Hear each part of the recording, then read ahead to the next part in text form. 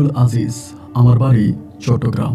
বন্ধুরা, আমি আমার জীবনের গল্পটা শুরু করার শুরুতে আপনাদেরকে আমার পরিবারের বিষয়ে জানিয়ে রাখি।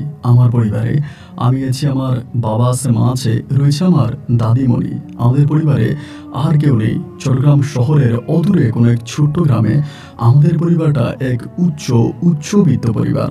আমার বাবা পেশায় একজন মসজিদের ইমাম। আপনারা হয়তো অনেকেই মনে করতে পারেন যে মসজিদের ইমাম হলে এই পরিবারটা কি করে উচ্চবিত্ত পরিবার হয়, কারণ আমাদের সমাজে তো মসজিদের চাকরি করা মসজিদের ইমামরা অনেক কম টাকা বেতন পায়। মূল কথা হচ্ছে, আমার আব্বার দুইটা বোন ছিল যারা বয়সে আমার আব্বার বড়, এবং আমার দাদার অনেক বেশি সয় সম্পত্তি ছিল। অগাধ সম্পত্তির মালিক ছিলেন আমার দাদা, এবং আমার দাদার মৃত্যুর পরে এই সম্পত্তির মালিক হয় আমার পুপুরা এবং আমার বাবা। কিন্তু আমার বাবার বড় দুই বোন, মানে আমার দুইটা পুপু, তারা অনেক ভালো ছিল এবং ভালো জায়গায় ওনাদের বিয়ে হয়, যার জন্য তারা আমার দাদার কোনো রকমের সয় সম্পত্তি নেয় না।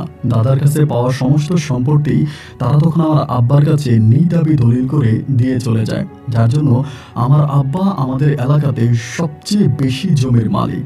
আমাদের ধানি অনেক জমি আছে, ফসলি জমি আছে, অনেক বেশি সয় সম্পত্তির মালিক আমার আব্বা। কিন্তু আমার আব্বা বসে বসে এইসব দাদার সম্পত্তি খায় না। দাদার সম্পত্তির বেশিরভাগ ফসলই আমার বাবা আমাদের এলাকার দুস্থ এবং গরিব মানুষের মাঝে বিলিয়ে দেয়, এবং আমার বাবা বলে সে কামাই করে ইনকাম করে খাবে রাসূলের তরিকা অনুযায়ী। আমার বাবা তখনই হচ্ছে আমাদের পার্শ্ববর্তী গ্রামের একটা মসজিদে ইমামতির চাকরি নেয়, এবং ওই ইমামতির চাকরি করে আমার আব্বা যে টাকা বেতন পাইতো তার বেশিরভাগ টাকাই সেই মসজিদের কল্যাণের কাজে আমার আব্বা ব্যয় করত। চাকরি করে আমার আব্বার কোনোই প্রয়োজন ছিল না, কিন্তু এরপরেও আমার আব্বা ঘরে বসে বসে খাবে না যে মর্মে আমার আব্বা চাকরিতে যোগদান করে। খুব ছোটবেলা থেকে আমি আমার দাদি, মা এবং বাবা উভয়ের ভালোবাসায় অনেক বেশি ভালোবাসা পাই। যেহেতু আমার কোনো ভাই বোন ছিল না, তাই সবাই আমাকে কলিজা উজাড় করে ভালোবাসে। প্রত্যেকের ভালোবাসা নিয়ে আমার শৈশবের দিনগুলো খুব ভালোভাবে কাটতে থাকে।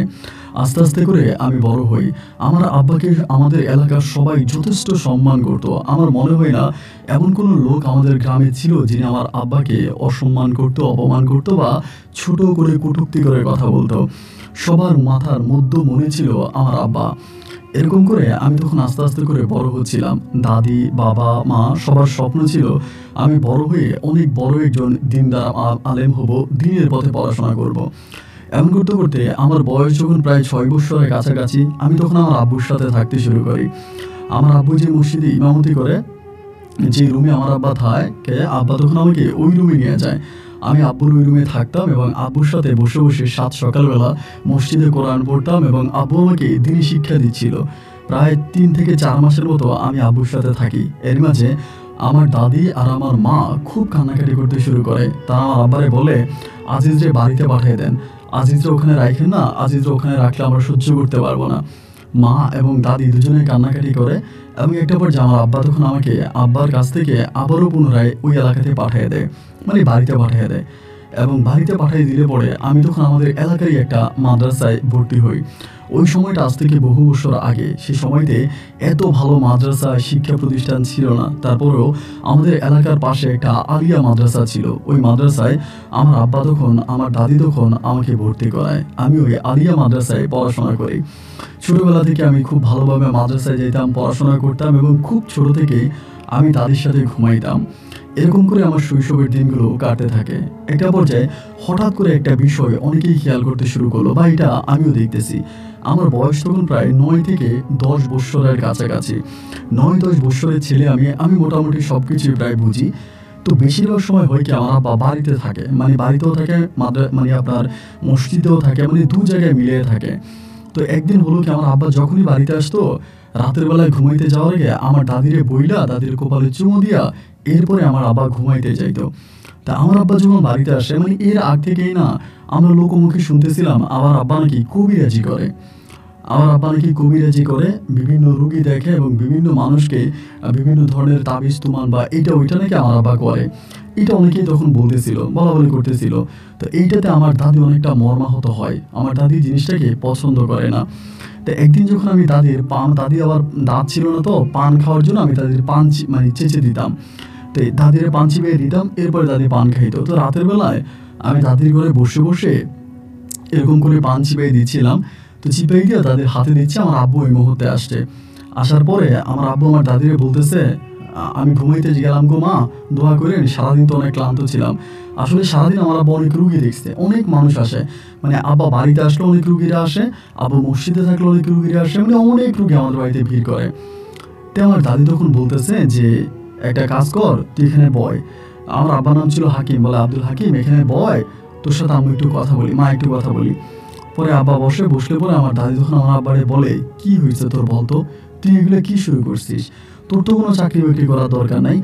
আমাদের যে পরিমাণের সম্পত্তি আছে ওই সম্পত্তির বাগা বর্গা দিলেই তো আমরা রাজার মতো জীবনযাপন করতে পারি। তোর বাবা তোকে এত সয় সম্পত্তি দিয়ে গেছে, আর তোর বোনেরা তোকে ভালোবেসে ওই সম্পত্তির এক কানা করেও নিয়ে যায়নি। কিন্তু এরপরেও কেন তুই কবিরাজের মতো এরকম নিকৃষ্ট একটা কাজ করতেছিস? এইটা কেন করতেছিস? ইমামতি করেছিস, এটা না হয় মেনে নিলাম যে তুই বসে খেতে চাচ্ছিস না, তুই কামাই করে তুই খেতে চাচ্ছিস, এই জন্য তুই ইমামতি করিস। কিন্তু এখন তুই কি শুরু করলি? কবিরাজি পেশাটা কি ভালো কোনো পেশা? আমার আব্বা তখন নিচের দিকে তাকিয়ে আছে, তাকিয়ে দেখে আমার মারে বলতেছে, মানে আমার দাদিরে বলতেছে যে মা গো, আমি আপনার কাছে সব কথাই বলবো, একটা কাজ করেন, আপনি আব্দুল আজিজরে এই রুম থেকে চলে যেতে বলেন। আমার দাদি বলে, না আমার নাতি যাবে না, তুই যা বলার আমার নাতির সামনেই বল। আব্বু তখন দাদিরে বলতেছে, ও তো ভয় পাবে, ও যদি শোনে তাহলে ও ভয় পাবে। আমার দাদি বলে, ও ভয় পাবে না। আমি বলি, আব্বা বলো না, আমার সামনেই বলো, আমি একটু শুনি, তাতে কি আমি ভয় পাবো না? পরে আমার আব্বা বলে, মাগো, অনেক দিন ধরে একটা জিনের সাথে আমার একটা সম্পর্ক হয়। ওই জিনটা মাঝে মাঝে আমার মসজিদে আসতো, নামাজ পড়তো, আমার সাথে বসে গল্প গুজব করতো এবং আমাকে খাবার দাবার দিত। তো জিনটার সাথে আমার খুব বন্ধুত্বপূর্ণ একটা সম্পর্ক হয়। আমি তার সাথে আমাদের পৃথিবীর মানুষদেরকে নিয়ে অনেক আলোচনা করি এবং সেও তার জগৎ সম্বন্ধে আমাকে অনেক কিছু জানায়, অবগত করে। তো একটা পর্যায়ে সে আমাকে বলতেছে, আমার ওই জিন বন্ধুটা আমাকে বলতেছে, সে মানুষের উপকার করতে চায়। আমাকে বলে যে আমি মানুষের উপকার করতে চাই, কিন্তু আমি তো একজন জিন, আমি সরাসরি তো কোনো মানুষকে উপকার করতে পারবো না। কোনো মানুষের উপকার করার জন্য আমার অন্য একটা মানুষের প্রয়োজন। তা আমি তোমার মাধ্যমে কিছু মানুষকে মুক্তি দিতে চাই, কিছু মানুষের আমার জীবন দশায় উপকার করে যেতে চাই। তা আমি জিনটাকে বললাম যে অন্য কাউকে বেছে নেওয়ার জন্য আমাকে না নিয়ে অন্য কাউকে নিতে বলি। তো জিনটা আমাকে বলে, আমি তোমার মাঝে কোনো লোভ দেখে নাই, তুমি কোনো লোভী না, এবং তোমার বাবার অগাধ সয় সম্পত্তি আছে, তুমি কখনো কারো কাছ থেকে টাকা পয়সা নিবা না এই সমস্ত কাজগুলো করার জন্য। যার কারণে আমি তোমাকেই পছন্দ করেছি, আমি তোমার মাধ্যমে মানুষের উপকার করতে চাই। আমার আব্বাজান তখন বলে, আমি জিনটাকে অনেকবার মানা করার পরেও আমাকে বিরক্ত করতে থাকে এবং একটা পর্যায়ে আমি আস্তে আস্তে করে এই কাজটা করি। কিন্তু মা, আমি যে এই কাজটা করি, আমি তো কারো কাছ থেকে কখনো এক পয়সাও নেই না, আমি তো কারো কাছ থেকে কোনো টাকা পয়সা নেই না, আমি তো সম্পূর্ণ বিনা টাকায় আমি মানুষের উপকার করে যাই। আমার দাদি তখন বলল, বিনা টাকা উপকার করিস এইটা তো জানে, কিন্তু তুই টাকা নিস না এটা তো এলাকার মানুষ জানে না, এবং সবাই মনে করতেছে তুই ভণ্ড কবিরাজ, কবিরাজ মানেই ভণ্ডামি, তুই ভণ্ডামি করিস, এসব ভালো না, তুই এই পথ থেকে ফিরে আয়। আমার আব্বু তখন বললো যে আচ্ছা ঠিক আছে মা, আমি ফিরে আসবো। এই কথা বলে আমার আব্বু তখন চলে গেল। এরপর আবার আমার আব্বা মসজিদে থাকে, ওইখানে হচ্ছে আপনার ইমামতি করে। এইরকম করতে করতে আমার আব্বা কিন্তু একটা দলের সাথে, মানে একটা ধর্মীয় গ্রুপের সাথে সংক্ষিপ্ত ছিল। ওই ধর্মীয় গ্রুপের সাথে আমার আব্বা কাজ করতো, একজন মানে ইসলাম ধর্মের একটা গ্রুপ ছিল, আমি গ্রুপের নামটা বলতে চাই না, এটা বলি না, ওই গ্রুপে আমার আব্বা তখন কাজ করতো। তো সেই গ্রুপের আমাদের এলাকার যিনি আমির ছিলেন, তিনি আমার আব্বাকে বললো যে আব্দুল হাকিম, একটা কাজ করো, তুমি অমুক জায়গায় একটা মসজিদ আছে, নতুন একটা মসজিদ, আমাদের সংস্থার মাধ্যমে মসজিদটা করা হয়েছে, তুমি ওই মসজিদটাতে গিয়ে ইমামতি করো এবং ওই মসজিদটা তুমি একটু দেখাশোনা করো। এই দায়িত্বটা আমার আব্বাকে দিল। তা আব্বাকে দেওয়ার পরে আমার আব্বা তখন ওই মসজিদে ইমামতি করার জন্য গেল, এটা ছেড়ে ওই মসজিদে গেছে, এবং ওই মসজিদটা আমাদের এলাকা থেকে খানিকটা দূরে আছে। ওইখানে আমার আব্বা তখন ইমামতি করতো। তো আমার দাদি অনেক মানা করতো, এসব করার দরকার নাই, তুই কোনো দলও করার দরকার নাই, তুই ঘরে আয়, খা, থাক, আমাদের সাথে থাক, এগুলো করিস না। কিন্তু আমার আব্বা বরাবর মতো আমার দাদির কথা না শুনেই এই সমস্ত দলের সাথে জড়িয়ে পড়ে, মানে ধর্মীয় গ্রুপ বা ইসলাম ধর্মের কিছু গ্রুপ আছে ওদের সাথে জড়িয়ে পড়ে।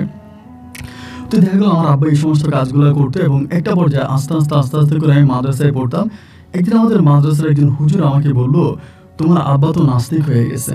আমি যে মাদ্রাসায় শিক্ষক, মানে আপনার পড়াশোনা করে ওই মাদ্রাসায় হুজুর, তো উনি এটা বলার পরে আমি তখন বললাম যে হুজুর, আপনি এটা কি বলেন?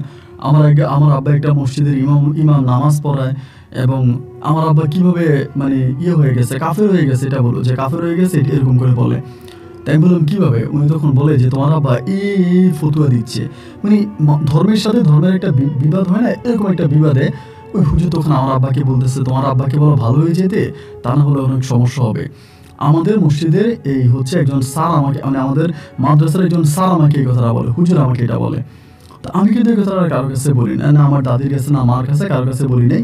এইভাবে দিন আর রাতগুলো কাটতেছে এবং একটা পর্যায়ে ওই ধর্মীয় গ্রুপটার সাথে মোটামুটি আমার আব্বার একটা সমস্যা দেখা দেয়, বিভিন্ন রকমের সমস্যা দেখা দেয়। এরপরও কিন্তু আমার আব্বা ইমামতি করে যেত, ইমামতি করা আর আপনার রুগী দেখতো, ইমামতিও করতো এবং বিভিন্ন ধরনের রুগী আমার আব্বা দেখাশোনা করতো এবং রুগীদেরকে বিভিন্ন সমস্যা থেকে আমার আব্বা তখন মুক্তি দান করতো। এইরকম করে সময়গুলো কাটতে কাটতে একটা সময় হঠাৎ করে, মানে তখন তো মোবাইল ছিল না, আব্বু প্রতি 3 দিন পর পর বাড়িতে আসতো। তাই 3 দিন পরে আব্বা একদিন বাড়িতে আসে নাই, মানে বাড়িতে আসে নাই, না আসার পরে ওই দিনটা কেটে গেল, এরপরের দিনও কেটে গেল। তাই আমি তো মনে করছি মনে হয় আমার আব্বা অসুস্থ বা এই জন্য আসতেছে না। একদিন দাদি আমারে বলে আব্দুল আজিজ একটা কাজ কর, তোর আব্বারে গিয়ে দেখে আয়, তোর আব্বা কেন আসতেছে না আজকে মাদ্রাসায় না গিয়ে তোর আব্বারে দেখে আয়। পরে আমি মাদ্রাসায় যাইনি, মাদ্রাসায় না যাওয়ার পরে আব্বা যে মসজিদে ইমামতি করতো সেই মসজিদে গেলাম এবং সেই মসজিদে যাওয়ার পরে আমি দেখলাম যে মসজিদ একেবারে শুনশান নীরব, মানে আপনার জোহরের কিছুক্ষণ আগে গেছি, মানে আজানের আগে। তা ওই মুহূর্তে গ্রামের একটা লোক তখন আসছে আজান দেওয়ার জন্য। তো গ্রামের ওই লোকটা কিন্তু আর আমাকে চিনে না বা আমার আব্বুকেও, মানে আমার আব্বুকে চিনে বা আমাকে চিনে না। ওই তখন জোহরে আজান সম্পূর্ণ করে মসজিদ থেকে বের হয়েছে, হওয়ার পরে আমারে বললো তুমি কে, তোমার তো চিনলাম না। আমি বললাম আমি আপনাদের মসজিদের ইমাম আব্দুল হাকিমের ছেলে, আমার নাম আব্দুল আজিজ। পরে আমারে বলে তুমি আমাদের ইমাম সাহেবের ছেলে? বলে হ্যাঁ। আমি বললাম হ্যাঁ। তো উনি বলতেছে তো তোমার আব্বা কই? মানে আমি ওনাকে জিজ্ঞেস করবো আমার আব্বা কই, উল্টা উনি আমার জিজ্ঞেস করে। তা আমি বললাম যে আব্বু তো বাড়িতে যায় নাই, এই জন্যই তো আমার দাদি আমারে পাঠাইছে আব্বুরে দেখার জন্য যে আমার আব্বু বাড়িতে যায় নাই কেন, আমার আব্বুর কোনো সমস্যা হয়েছে কিনা। পরে লোকটা বলতেছে যে এগুলো কি বলো, মানে আমি তো তোমার কথা কিছু বুঝলাম না, আমরা তো মনে করি তোমার আব্বা বাড়িতে গেছে, সেখানে মনে হয় অসুস্থ এই জন্য আসতেছে না, আমি আপাতত মসজিদ ইমামের কাজ চালিয়ে নিচ্ছি, তো তুমি বলো তোমার আব্বা বাড়িতে জানে, তো তোমার আব্বা কোথায় গেল? এবার আব্বাকে কথা শুরু হয়ে গেল। ওই মুহূর্তেই লোকটা বলে তোমার আব্বারে বারবার মানা করছে কবিরাজি না করার জন্য, তোমার আব্বা কবিরাজি করে, বিভিন্ন রুগী দেখে, সম্ভবত জিনেরা তোমার আব্বারে নিয়ে গেছে। এই কথাটাই লোকটা আমারে বললো, মানে উনি মসজিদের মানে আপনার মুয়াজ্জিনের মতো ছিল আর কি। তো এবার আমি কান্না করতে করতে বাড়িতে আসছি, আসার পরে দাদির এই ঘটনা বললাম যে দাদি এরকম এরকম বলতেছে। আমার দাদি তখন চিৎকার দিয়া গ্রামের আরো লোকজন নিয়ে ওই মসজিদের মধ্যে উপস্থিত হলো এবং মসজিদে যাওয়ার পরে দাদি সবাইকে বললো যে এমন এমন ঘটনা, আমার ছেলে তো এই মসজিদে ইমামতি করতো, এখন কোথায় হারিয়ে গেল। তো সবাই বলে যে হুজুর তো মানে হঠাৎ করে একদিন ফজরের নামাজের সময় হুজুর আসে নাই এবং মানে আপনার তালা মারা ছিল, আমরা ভাবছিলাম হুজুর মনে হয় বাড়িতে গেছে, এবার তালা ভাঙা হলো, আবার যে ঘরে থাকতো ওই ঘরে তালা ভাঙা হলো, ভাঙার পর ওখানে কিছু ইসলামিক বই পাওয়া গেছে, অনেকগুলো বই এবং মনে হলো মানে অনেকগুলো জুতা টুতা অনেক কিছু পাওয়া গেছে আর কি রুমের মধ্যে। আমার আবার ব্যবহৃত কিছু জিনিস এবং অন্য মানুষ ব্যবহার করাও কিছু জিনিস পাওয়া গেছে। দেখে আমার আব্বার আর পাওয়া গেল না এবং না পাওয়ার পরে আমার দাদি তখন আমাকে নিয়ে আমার মাকে নিয়ে থানাতে গেল। থানাতে গিয়ে তখন ডায়েরি করলো, আমার আব্বুর নামে নিখোঁজ ডায়েরি করা হলো, কিন্তু আমার আব্বুকে আর পাওয়া গেল না। কেউ বলে আমার আব্বাকে জিনে নিয়ে গেছে, কেউ বলে ভূতে নিয়ে গেছে, কেউ বলে আমার আব্বাকে মেরে ফেলেছে, এক একজনে এক এক ধরনের ফতুয়া দিচ্ছিল। কিন্তু এখানে একটা জিনিস আমি বলতে ভুলে গেছিলাম, বাবা যখনই বাড়িতে যাইতো আমার কিন্তু এই যে জিনদের বিভিন্ন ধরনের মানে মানে বিভিন্ন মন্ত্র বা তাবিজ, মানে আপনার কি বলে দোয়া, এগুলো কিন্তু আব্বা আমাকে অনেক কিছু শিখাইছে, আমি কিন্তু অনেক কিছু জানতাম এবং জিন কীভাবে বসে আনতো, ওই জিনিসের সাথে কথা বলতো, এরকম অনেক কিছু কিন্তু ওই সময় আমার শিখা আছে। প্রায় 12-13 বছরের মতো বয়স ওই মুহূর্তটাতে। তো আমি কিন্তু তখনও হাফিজই পড়তাম না, মানে কোরআনে হাফিজের লাইনে আমি যাইনি, মাদ্রাসায় পড়তেছিলাম। তাই আব্বু মারা যাওয়া মানে আব্বুকে হারিয়ে ফেলার পরে আমার পরিবারটা সম্পূর্ণভাবে তখন অচল হয়ে যায়, আর্থিকভাবে নয় মানসিকভাবে। আব্বাকে খুঁজে পাওয়া যায় না, আমরা বিভিন্ন জায়গায় আব্বুরে খুঁজে খুঁজে দীর্ঘ প্রায় 1টা বৎসরের মতো কেটে যায়। ওই 1টা বৎসরে আমার আব্বাকে আর কোথাও খুঁজে পাওয়া গেল না। আব্বু নাই নাই নাই মুহূর্তের মধ্যে এরকম একটা মানুষ কিভাবে উধাও হয়ে যায় এটা একমাত্র আল্লাহই ভালো জানে। আব্বুর কোনো সন্ধান পেলাম না এবং আব্বুর সন্ধান না পাওয়ার পরে দেন এরপরে আমি বাড়িতে বসে আছি, বাড়িতে বসে থাকতাম, কান্নাকাটি করতাম। একটা বার যাওয়ার মা আমারে বললো যে তুই বাড়িতে এভাবে বসে থাকিস, তুই কান্নাকাটি করিস, এভাবে তো আর কোনো সময় কাটতে পারি না, একটা কাজ করতো তো নানুর এলাকাতে, মানে আমার নানুদের এলাকাতে একটা হাফিজিয়া মাদ্রাসে, অনেক বড় একটা দিনী মাদ্রাসা আছে। আমার আম্মা বলে ওই মাদ্রাসায় যা, ওইখানে গিয়ে তুই অন্তত কোরআনটা শিখ। ছোটবেলা থেকে তো স্বপ্ন ছিল তোর আব্বা তোর কোরআনে হাফেজ বানানোর ইচ্ছা ছিল, তো সেটা না হয়ে তো তুই মাদ্রাসায় ভর্তি হইলি, এখন তুই যা, তোর নানুর বাড়ির ওখানে একটা বড় দিনী মাদ্রাসা হয়েছে এবং ওই হাফিজিয়া মাদ্রাসায় তুই কোরআনে হাফেজ হবি। তা আমি বলছি না মা, আমি যাবো না, আমার ভালো লাগে না। পরে দাদি আমারে বুঝাইতেছে, যা, এইভাবে ঘরে বসে থাকলে তোর আব্বুর কথা মনে হবে, কান্নাকাটি করবি, খারাপ লাগবে, ভালো লাগবে না। ওই মাদ্রাসায় গেলে তোর ভালো লাগবে। মানে দাদি একরকম আমাকে জোর করে মাদ্রাসায় তখন পাঠায়। তো দাদি যখন আমার মাদ্রাসায় পাঠায়, আমি তখন এই মাদ্রাসায় আসি এবং মাদ্রাসায় আসার পরেই মাদ্রাসায় আমি তখন ভর্তি হই। তো যারা এখানে বাচ্চারা আছে এরা সবাই আমার থেকে অনেক ছোট, মানে সবাই অনেক ছোটো মোটো, বাট আমি সবার থেকে বড়।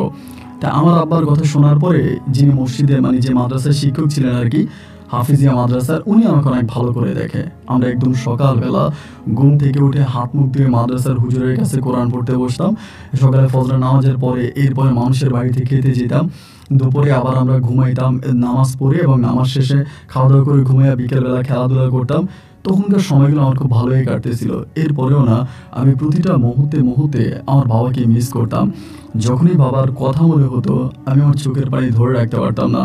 অঝরে বাবাকে বাবাকে বলে কান্না করতাম। আমার বাবা কোথায় হারিয়ে গেল, আমার বাবাকে কে নিয়ে গেল, কই চলে গেল আমার বাবা। যখনই বাবার কথা মনে হতো তখনই আমি চিৎকার করে কান্না করতাম। এরকম করতে করতে রাতের বেলা আমার ঘুম আসতো না। রাতের বেলায় ঘুম আসতো না, বেশিরভাগ সময় রাতের বেলায় আমি আমাদের ওই মানে মাদ্রাসাটার পাশেই একটা দিঘি আছে, অনেক বড় একটা দিঘি। আমি ওই দিঘির পাড়ে গিয়ে বসে থাকতাম, দিন নাই রাত নাই, ওইখানে গিয়ে আমি মাঝে মাঝে বসে থাকি। তো এটা কিন্তু কেউ দেখে না। ধরেন রাতের বেলায় সব বাচ্চারা ঘুমিয়ে গেছে, সবাই ঘুমিয়ে যাওয়ার পরে আমি মাদ্রাসার গেটটা খুলে ওই দিঘির পাড়ে গিয়ে বসে থাকি। দিঘির পাড়ে কিন্তু আমাদের যিনি হুজুর আছে উনি খুব বেশি একটা যেতে দেয় না। আমাদেরকে বলে দিঘির পাড়ে খুব বেশি একটা যাইও না, প্রয়োজন ছাড়া দিঘির পাড়ে যাওয়া যাবে না। উনি আমাদেরকে দিঘির পাড়ে যেতে মাঝে মাঝে মানা করে, এবং ওনার মানাকে ওভারটেক করে আমি তো দিনের বেলায় খুব বেশি একটা যেতে পারি না। পরে রাতের বেলা আমি দিঘির পাড়ে যাইতাম, ওখানে বসে থাকতাম। এবং বসে থাকতে থাকতে কিছুদিন পরে, মানে বসে থাকতে থাকতে কিছুদিন পরে একদিন হঠাৎ করে আমি দিঘির ভিতর থেকে একটা ঘুমরানোর শব্দ পাচ্ছিলাম। ঘুমরানোটা বলতে ভাই কীরকম জানেন, যে একটা মানুষকে বা একটা মানুষকে দীর্ঘদিন ধরে মারলে, অত্যাচার করলে যেরকম একটা আর্তনাদ, একটা কষ্টের চিৎকার, একটা কষ্টের আর্তনাদ, এরকম একটা আর্তনাদ আমি তখন এখানে বসে বসে শুনতেছিলাম। ওই জায়গাটার মধ্যে বসে বসে শুনতেছিলাম। এবং আমার কাছে মনে হলো যে ওই যে দিঘিটা আছে, দিঘির ভিতর থেকে, মানে দিঘির মধ্যখান থেকে ওই ভিতর থেকে কেউ একজন কান্না করতেছে, এবং এই কান্নার শব্দটা আমার কানের মধ্যে আসতেছে। তো জিনিসটা আমি একদিন শুনলাম, শোনার পরে আমি কিন্তু ভয় পাই নাই বলতে এটাই এই কারণ যে আমি তো আমার আব্বুর সাথে অনেক কিছুই প্যারানর্মাল জিনিস দেখেছি, জিন দেখেছি, জিনদের সাথে কথা বলা দেখেছি। এবং আব্বুর যে বন্ধু একটা জিন আছে, ওই জিনটা আমার আব্বুর কাছে মাঝে মাঝে আসতো, কথাবার্তা বলতো। তো ওই জিনটাকে আমি দেখেছি, বাট ওইটাকে আমি কখনো বশে আনতে পারি না বা কথা বলি না। তো ওইটাকে আমি দেখতাম যে ওই জিনটা মাঝে মাঝে আমার আব্বুর সাথে এসে কথা বলতো।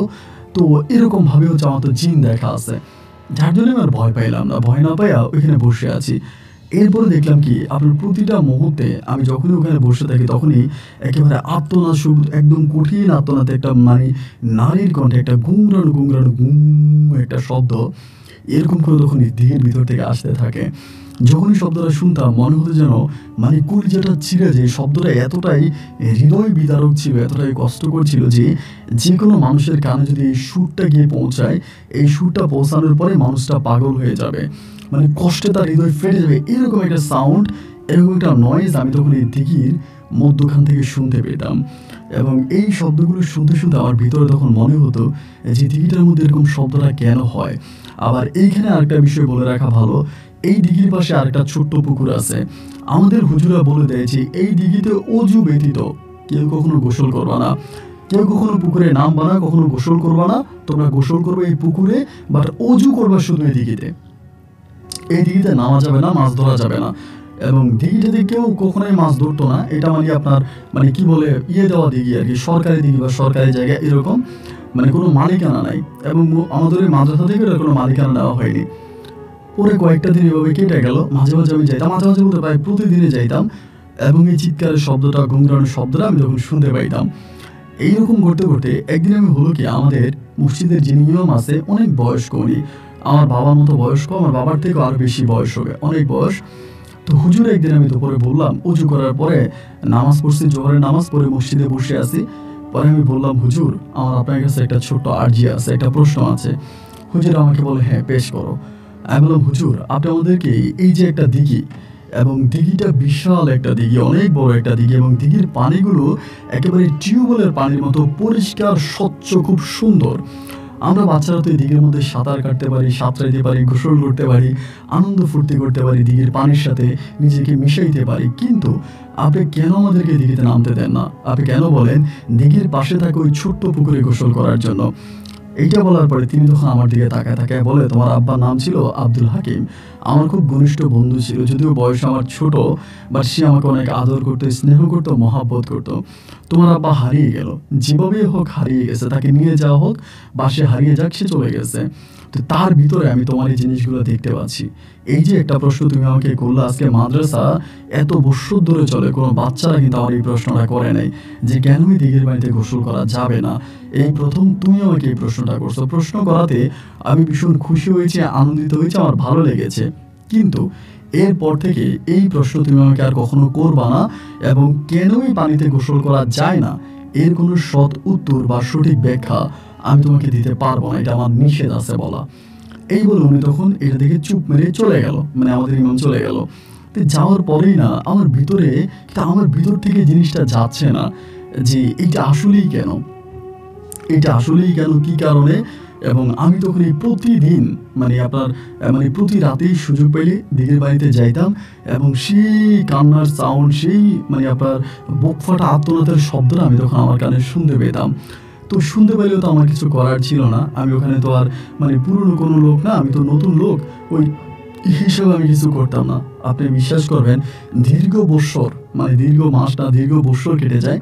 আমি এই মসজিদ থেকে আপনার এই কোরআনে হাফেজ হওয়ার পরে প্রতিনিয়ত শুনতাম, মাঝে মাঝে যাই ওখানে শুনতাম, বাট আর কারো কাছে বলি নাই, কোনো স্কুল মাদ্রাসার বাচ্চাদেরকেও বলি নাই, হুজুরকেও বলি নাই। একটা পর্যায়ে হুজুর অনেক বয়স হয়ে যাওয়ার পরে আমাদের মাদ্রাসার যে কমিটি আছে, কমিটিরা তখন বিভিন্ন জায়গায় হুজুর খুঁজতে শুরু করছে যে একটা ভালো হুজুর পাইলে এখানে রাখবে। আমি তখন কোরআনে হাফেজ হয়ে যাই, এবং হাফেজি হয়ে যাওয়ার পরে আমি এই মসজিদে থাকি, এমনিই থাকি, বাচ্চাদেরকে মাঝে মাঝে পড়াই বা নিজেও থাকি বড় ভাই হিসাবে। এমনটুকু অবস্থায় ওই মসজিদের যিনি সভাপতি ছিলেন মাদ্রাসার, হাফিজিয়া দিনী মাদ্রাসার সভাপতিকে আমাদের ওই বৃদ্ধ, আমাদের প্রাক্তন শিক্ষক তখন বললো, একটা কাজ করেন, আপনারা বাইরে থেকে কোনো হুজুর আইনেন না, এবং বাইরের হুজুর এখানে আসলে সমস্যা হবে। আব্দুল আজিজ অনেক ভালো একটা ছেলে, এবং ওর বাবা আব্দুল হাকিমও অনেক ভালো একজন দিনদার আলেম মানুষ ছিলেন। একটা কাজ করেন, আপনারা আব্দুল আজিজকেই এই মসজিদে ইমাম হিসাবে আপনারা রেখে দেন। আমার তো বয়স কম, একেবারে বয়স কম, এখনো দাড়ি উঠে নাই, মোচ উঠে নাই। তারপরে সভাপতি বলতেছে, এটা কি বলেন, এ তো অনেক ছোট, এর আমরা ইমাম হিসাবে রাখবো কি করে? পরে উনি ওই সভাপতির মুখের দিকে তাকিয়ে বলতেছে, বয়স কম দেখা এর ভিতরে আলেমই কম আছে, দিনী শিক্ষা কম আছে, ওর ভিতরে নেক আমল কম আছে, এটা চিন্তা করে না, ও নেক আমলে ভরপুর, ওরে রাখেন ভালো হবে। এই বলার পরে তখন সভাপতি বলল যে ঠিক আছে, আপনি যেহেতু প্রাক্তন ইমাম, আপনি চলে যাবেন, তো আপনার অন্তত একটা কথা আমরা রাখি। আচ্ছা ঠিক আছে। এই বলে তারা তখন আমাকে ওখানে ইমাম হিসাবে নিযুক্ত করলো। পরে আমি ওই মাদ্রাসায় ইমামতি করি, মসজিদে ইমামতি করি, এবং তার পাশাপাশি যে মাদ্রাসায় বাচ্চারা আছে বাচ্চাদেরকে পড়াই। এবং ওই ইমাম সাহেব এর পরেও প্রায় 2-3 মাসের মতো এই মাদ্রাসায় ছিল।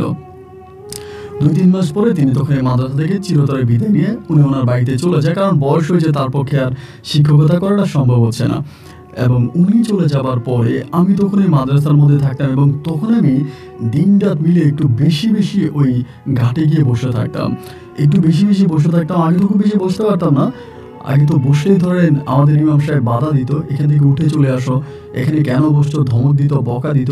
তো এখন তো মনে করেন ধমক দেওয়ার মতো, বকা দেওয়ার মতো কেউই নাই, এখন তো সবকিছু মুক্ত। সো আমার কি সমস্যা, আমি ওখানে ইমামতি আমি ওই ঘাটে গিয়ে বসবো। তা আমি ঘাটে গিয়ে বসে থাকতাম দিন রাত পিলে, এবং ওই আত্মনাদ, ওই কান্নার শব্দ এবং ওই বুক ফাটা কান্নার শব্দটা আমি তখন কানে শুনতে পেতাম। এমন করতে করতে নিজের মাঝে মনে হলো যে আসলেই কেন এই শব্দটা হয়, কি কারণে, কিসের কারণে এই জায়গাটার মধ্যে এই শব্দটা হয়, এবং এই সাউন্ড আসার কারণ কি, এটা আমি উদ্ঘাটন করব।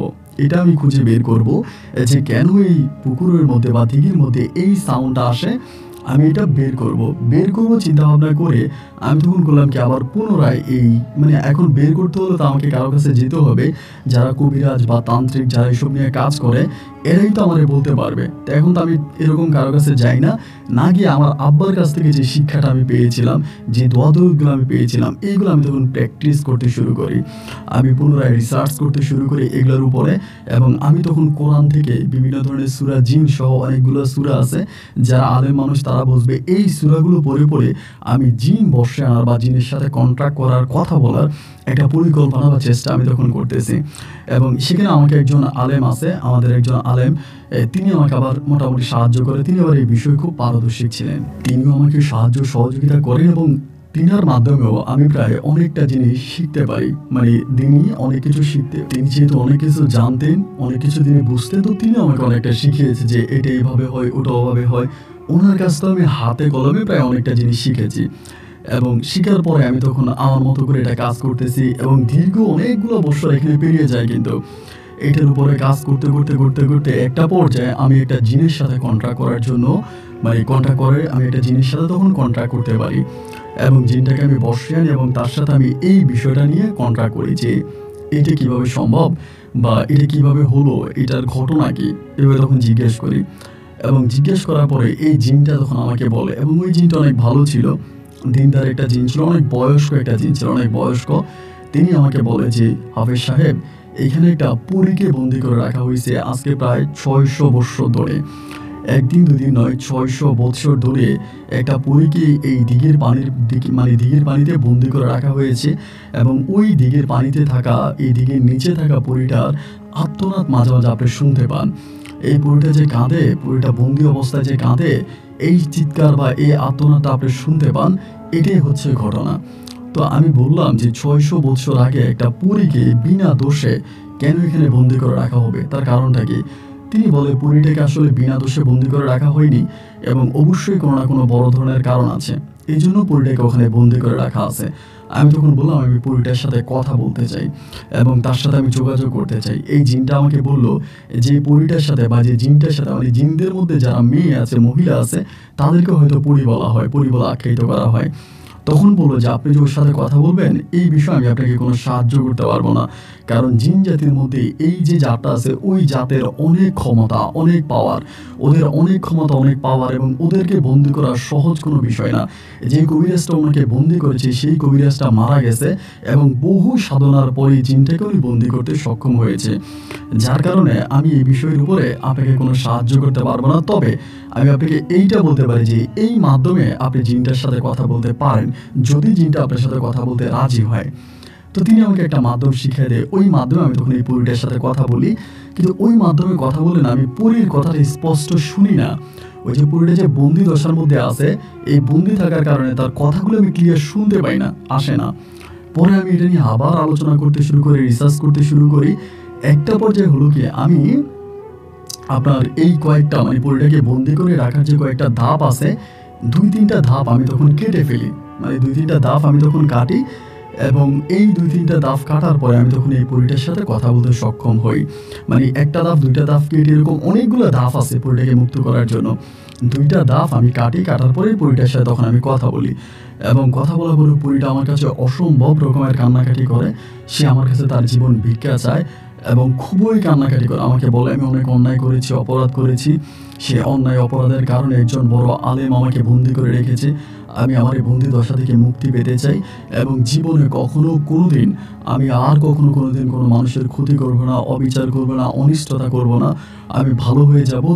তোমার বাবা আব্দুল হাকিম, ওনাকে আমি চিনি, উনি অনেক ভালো একটা মানুষ, ইনিও ওনার জীবন দশায় কখনো খারাপ কাজ করেনি। তোমার আব্বা একটা জায়গার ভিতরে আছে, তুমি যদি আমাকে মুক্ত করো, প্রয়োজন আমি তোমার আব্বাকেও তোমার কাছে এনে দেবো। এই কথাটা যখন আমাকে বললো, আমি তখন একটু থমকে গেলাম যে এটা আপনি কি বললেন? আমার আব্বাকে আপনি আমার কাছে এনে দিবেন? আমার আব্বা কি বেঁচে আছে? আমার আব্বা তো আজ থেকে বহু বছর আগে মারা গেছে। এই পরীটা তখন আমাকে বলতেছে যে না, আপনার আব্বা মারা যায়নি, আপনার আব্বা বেঁচে আছে, কিন্তু আপনার আব্বাকে ইঞ্জেকশন পুশ করে আপনার আব্বাকে পাগল করে দেওয়া হয়েছিল, এবং আপনার আব্বা পাগল হওয়া অবস্থায় রাস্তায় রাস্তায় ঘুরে বেড়াচ্ছে, জীবন দশা অনেক কষ্ট পাচ্ছে। আমি আপনার আব্বাকে মুক্ত করে দেব যদি আপনি আমাকে মুক্ত করেন। এটা উনি আমাকে বলল। বলার পরে আমি বললাম, আপনি কিভাবে বলেন আমার আব্বা বেঁচে আছে? আমি তো এটা বিশ্বাস করি না। তখন সে আমাকে একটা দোয়া পড়তে বলল এবং পড়ে আমাকে আমার হাতের দিকে তাকাতে বলল। গভীর রাতে আমি তখন ওই দোয়াটা পড়ে আমার হাতের দিকে তাকানোর পরে আমি দেখলাম আমার আব্বা একটা ময়লা কর্দম একটা জায়গার মধ্যে শুয়ে আছে। দাড়িগুলো অনেক বড় হয়ে গেছে, মাথার চুলগুলো বড় হয়ে গেছে, অনেকটা পাগলের মতো করে ক্ষুধার্ত অবস্থায় আমার আব্বা শুয়ে আছে। আব্বাকে আজ বহু বছর পরে নিজের হাতে দেখার পরে আমি তখন আমার চোখের পানি ধরে রাখতে পারিনি। আমি অজোরে কান্না করতে শুরু করি। আমি এই পরীটার সাথে আবারও যোগাযোগ করি। আমি তাকে বলি যে, আপনার যেটা বলবেন আমি সেটাই করব। আমি আপনার কথার বাইরে যাব না। তবে আপনার কাছে আমার একটাই অনুরোধ, আমার আব্বার ঠিকানা আপনি দিবেন, আমার আব্বা কোথায় আছে? উনি তখন বলল, এই ঠিকানা শুধুমাত্র পরীদের মানে জিনদের মধ্যে আমরা যে বংশের আছে আমাদের বংশের জিনেরাই আপনাকে এই ঠিকানাটা দিতে পারবে, এছাড়া অন্য কেউ পারবে না। আমি সঠিক ঠিকানাটা দিব, কিন্তু আপনি আমাকে মুক্ত করেন। এবং এটা বলার পরে কিভাবে তাকে মুক্ত করতে হবে এই বিষয়ে সে আমাকে কিছু নীতি নির্ধারণ কথা দেয় এবং এটা খুব কঠিন একটা কাজ। অনেক কঠিন একটা কাজ এই পরীটাকে মুক্ত করা। এটা সহজ কোনো কাজ না এবং এই পরীটাকে মুক্ত করতে হলে আমার অনেক ক্ষতি হবে, আমার ব্যক্তি জীবনে অনেক ক্ষতি হবে। এবং এরপরেও আমি এটার উপরে কাজ করতে শুরু করি। এটার উপরে কাজ করতে শুরু করি দীর্ঘদিন যাবৎ। কী ধরনের কাজ করি এগুলা হয়তো এখানে বলাটা আমার ঠিক হবে না বলে আমি বলি না, কিন্তু আমি কাজ করতে শুরু করি, দিন রাত মিলিয়ে আমল করতে শুরু করি, দোয়া করতে শুরু করি, নামাজ পড়তে শুরু করি, রোজা রাখতে শুরু করি। এইরকম করে অনেকগুলো দিন, প্রায় 5 মাসের মতো আমি এইভাবে নামাজ রোজা করে দোয়া করি, বাট আমি ওভাবে পরীটাকে মুক্ত করতে পারি না। এটাকে মুক্ত করা আমার সম্ভব হয় না। এরই মাঝে হলো কি, আমার মা, আমার দাদি তখন একেবারে প্রায় মৃত্যু শয্যায়, মারা যাবে এমন একটা অবস্থা। আমার দাদি আমার বউ দেখবে। আমার মাকে বারবার বলতেছে, আমি আমার নাতির বউ দেখবো, নাতির বউ না দেখে আমি মরবো না, তুমি আব্দুল আজিজরে বলো বিয়ে করার জন্য। মা তখন আমাকে প্রচণ্ড রকমের প্রেশার দিচ্ছে, তুই বিয়ে কর, তোর দাদি কান্নাকাটি করতেছে, তোর দাদি তোর বউ দেখবে, তুই বিয়ে কর। আমি তখন বললাম যে, এই মুহূর্তে আমি বিয়ে করবো না, আমি একটা কাজ নিয়ে বা একটা সাধনার মধ্যে আছি, আমার এই সাধনাটা শেষ হওয়া পর্যন্ত আমি বিয়ে শাদী করবো না। কিন্তু আমার মায়ের কথা হচ্ছে, তোর দাদি বাঁচবেও বা কয়দিন, তিনি কান্নাকাটি করতেছে, তিনি মরে গেলে পরে তুই বিয়ে করে কি হবে, তারা তোর বউটা দেখা, মানে খুব প্রেশার দিতেছে। এইভাবে হলো কি, আমি কয়েকটা দিন যাবৎ, কিছুদিন যাবৎ এই কাজ করাটা আমি বন্ধ রেখেছি। বন্ধ রেখে আমি তখন বিয়েটা করলাম। এবং আমার মাই তখন আমার মায়ের এক আত্মীয়র মধ্যে আমাকে বিয়ে করায়। মেয়েটার নাম হচ্ছে নাজমা আক্তার এবং ওই মেয়ের বাবাও একটা মসজিদের ইমাম, ওই এলাকারই একটা মসজিদের ইমাম এবং যথেষ্ট পরিমাণের ভালো মাপের একটা মানুষ, ভালো মানের একটা মানুষ। এই লোকটার সাথে তখন আমার কথাবার্তা হয় এবং কথাবার্তা হওয়ার পর আমি পারিবারিকভাবে খুব আনন্দ ফুর্তি করে, আনন্দ উল্লাস করে, ধর্মীয় রীতিনীতি অনুযায়ী নাজমাকে বিয়ে করে আমি তখন নাজমাকে ঘরে আনি। যেদিন আমার বাসর রাত হয়, আমি আপনাকে বলি, ওই বাসর রাতের রাত পর্যন্ত আমি ওই পরীটাকে মুক্ত করার জন্য রিসার্চ করি, ওই বাসর ঘরে বসে বসে। আমার বউ আমার বলে, আপনি কি বলেন বেন বেনায় মুখের মধ্যে, আজকে আমাদের বাসর রাত, আপনি আমার দিকে একটু ফিরেও তাকাচ্ছেন না, আমার সাথে একটু ঠিকমতো কথাও বলতেছেন, আপনি জানি কেমন কেমন হয়ে গেছেন, আমার কাছে মনে হয় আপনি রোমান্টিক না। আমার বউ আমাকে বলে আমি রোমান্টিক না। তো যাই হোক, রাত কোনো মতে কাটাই দিলাম, রাত কেটে গেল এবং এভাবে 4-5 দিন পরে আমার সংসার জীবন যখন শুরু হলো, এরপরে কয়েকদিন পরে আমি আবারও ওই দিঘির পাড়ে চলে গেলাম। কারণ এই আমলটা যখন পরিপূর্ণভাবে করতে হয় ওই দিঘির মধ্যে গিয়েই করতে হয়, মানে দিঘির পাড়ে বসেই করতে হয়, এটার বাইরে থেকে খুব বেশি করা যায় না। আমি তখন ওই দিঘির পাড়ের মধ্যেই বসে বসে তখন রিসার্চ করতে থাকি, আলোচনা করতে থাকি, মানে এটার উপরে কাজ করতে থাকি। এইভাবে কাজ করতে করতে করতে করতে করতে করতে প্রায় অনেকগুলা, একটা বৎসর প্রায় কেটে যায় এবং 1 বৎসরের মাথায় আমি চিন্তা করি, আমার বউয়ের কাছেও খুব বেশি যাই না, বউয়ের সাথে শারীরিক সম্পর্কও করি না, আমি শুধু ওইটার মধ্যেই পড়ে আছি যে আমাকে এইটাকে উদ্ধার করে আমার বাবাকে উদ্ধার করতে হবে। একটা পর্যায়ে মোটামুটিভাবে খুব সাধনার পরে আমি তখন এটাকে মুক্ত করতে সক্ষম হই, তাও পরিপূর্ণভাবে মুক্ত করতে পারি না, মোটামুটিভাবে মুক্ত করি। এবং করার পরে সে আমাকে একটা আমল করতে বলে, খুবই ভয়ঙ্কর একটা আমল। আমি শুধু এতটুকুই বর্ণনা দিয়ে রাখি, আমাকে একটা কবরে ঘুমাইতে হয়, একটা কবরে, আজ থেকে বহু বছর আগের ভাঙা একটা কবর, ওই কবরের মধ্যে আমাকে একটা রাত যাপন করা লাগে। আমি ওই কবরের মধ্যে একটা রাত যাপন করি। এটা আমার মাদ্রাসার পাশে একটা মৃত কবর, আমাকে ওই কবরে রাত যাপন করা লাগে।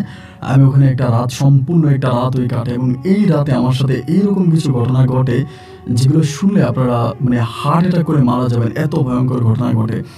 এরপরও আমি যেহেতু একজন হাফেজ ছিলাম, আমি আমার নিজেকে প্রোটেক্ট করি, নিজেকে সেভ করে ওই কবরস্থানে আমি সম্পূর্ণ একটা রাত আমি খুবই ভয়ভীতের মধ্যে কাটিয়ে দিই। রাত কেটে সকাল হওয়ার পরে পরিপূর্ণভাবে ওই পরীটাকে আমি এটা থেকে মুক্ত করতে পারি। এবং পরীটাকে মুক্ত করে আমি যখন সর্বপ্রথমের মুখের দিকে তাকাই আমি খুব ভয় পেয়ে যাই। কারণ এই পর্যন্ত আমি অনেক জিনের সাথে কথা বলেছি, অনেক জিনের মেয়েদেরকে আমি এনেছি, তাদের সাথে আলোচনা করেছি, কথা বলেছি, কিন্তু এই প্রথম কোনো একটা জিন জাতিকে দেখে আমার ভিতরে ভয় ঢুকে যায়। তার চেহারাটার মধ্যে একটা ভয়ঙ্কর ভয়ঙ্কর একটা ভাব ছিল। তাই আমি তারে দেখি, তার সাথে খুব সুন্দর করে কথা বলি এবং এত বৎসর পরে সে মুক্ত হওয়ার পরে তার বাংলা তার জীবন কেমন লাগছে, মুক্ত জীবন, সেই নিয়ে কথাবার্তা বলি। এবং আমাকে খুব মানতো। ও আমাকে একটা দোয়া শিখিয়ে দেয় যেটাতে ওকে ডাকা যাবে। ওই দোয়াটা দিয়ে আমি যখনই ডাকতাম তখনই সে আমার কাছে আসতো। এমন করতে করতে আমি তখন বারবার বলতাম যে আমার বাবা কই, আপনি তো বললেন আপনাকে মুক্ত করে দিলে পরে আপনি আমার বাবাকে মুক্ত করে দিবেন, আমাকে আমার বাবার কাছে যেতে দিবেন, তাহলে আপনি আমার বাবার ঠিকানা দিচ্ছেন না কেন? আমি আমার বাবার কাছে যাব, আমার বাবার কাছে আমি যেতে চাই, আমার বাবার সাথে আমি থাকতে চাই, আপনি আমাকে আমার বাবার ঠিকানা দিন। আমি আমার বাবার ঠিকানার জন্য একরকম উঠে পড়ে লাগছি, তার সাথে উঠে পড়ে লাগছি যে আমার বাবার ঠিকানা দেওয়াই লাগবে, আমার বাবার ঠিকানা কোথায় আপনি দেন। এমন করতে করতে সে আজকে এটা কালকে এটা এক একদিন আমাকে এক একভাবে বুঝাইতেছে। সে মূলত আমার আব্বুর ঠিকানাটা আমাকে দিচ্ছে না, আব্বুকে আনতে দিচ্ছে না। এবং একটা পর্যায়ে আমাকে বলে আমি আপনার আব্বাকে এনে দিব আপনার কাছে, কিন্তু এখানে আমার একটা শর্ত আছে। শর্তটা দিল, শর্তটা হচ্ছে এইটা যে আমার আব্বাকে আমি একটা ঘরের মধ্যে রাখবো, আব্বাকে আমি ওখানে গোসল করাবো, খাওয়া দাওয়া করাবো, এটা আমার মাদ্রাসার মধ্যে, মাদ্রাসার এরিয়ার মধ্যে, কিন্তু আমি ব্যতীত আমার আব্বাকে আমি অন্য কাউকে দেখাতে পারবো না। আমি ব্যতীত আমার আব্বাকে আমি অন্য কাউকে দেখাতে পারবো না, শুধু আমিই দেখবো এবং আমি একটা ঘরের মধ্যে আমার আব্বাকে রাখবো এবং রেখে আব্বাকে আমি এখানে খাওয়া দাওয়া করাবো, গোসল করাবো, যত্ন করবো, যা করা দরকার তাই করবো। শুধু শর্ত একটাই, আমি ব্যতীত আমার আব্বার কাছে অন্য কেউ যেতে পারবে না। আমি তখন ওনারে বললাম যে এইটা কী ধরনের কথা আপনি আমাকে বলেন, আমার আব্বার কাছে আমি ব্যতীত অন্য কেউ যেতে পারবে না, কেমন না যেতে পারার কারণটা কি? আমার আব্বার কাছে অন্য কেউ কেন যেতে পারবে না? পরে আমাকে বলে এটা আমি আপনাকে ব্যাখ্যা দিতে পারবো না, শুধু এটাই বলবো আপনার বাবার কাছে শুধুমাত্র আপনি যেতে পারবেন, আপনি ব্যতীত আপনি কাউকে ওই জায়গার মধ্যে নিতে পারবেন না। যদি আপনি আমার শর্তে রাজি থাকেন তাহলে আমি আপনাকে আপনার বাবার সন্ধান দিতে পারি বা আব্বাকে নিতে পারি।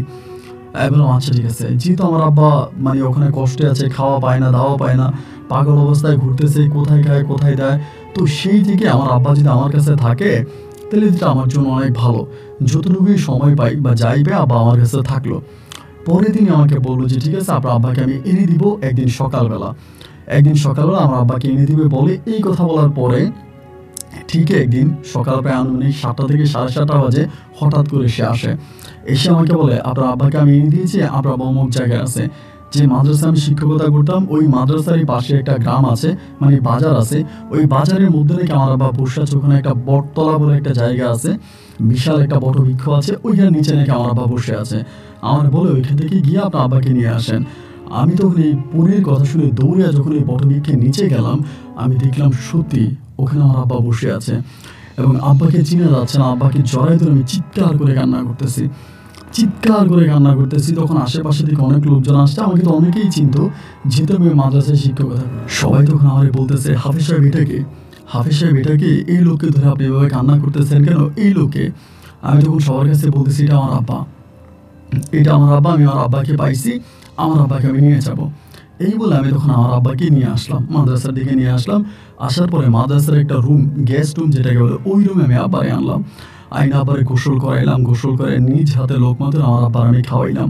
আজকে এত বছর পরে বাবাকে পাওয়ার পরে আমার কলিজাটা পুরো শীতল হয়ে গেল এবং ওই পরীটার কাছে আমি প্রচণ্ড রকমের কৃতজ্ঞতা বোধ করি, কৃতজ্ঞতা বোধ করি এবং এই পরীটাকে আমি অনেকভাবে পরীটার কথা মানি।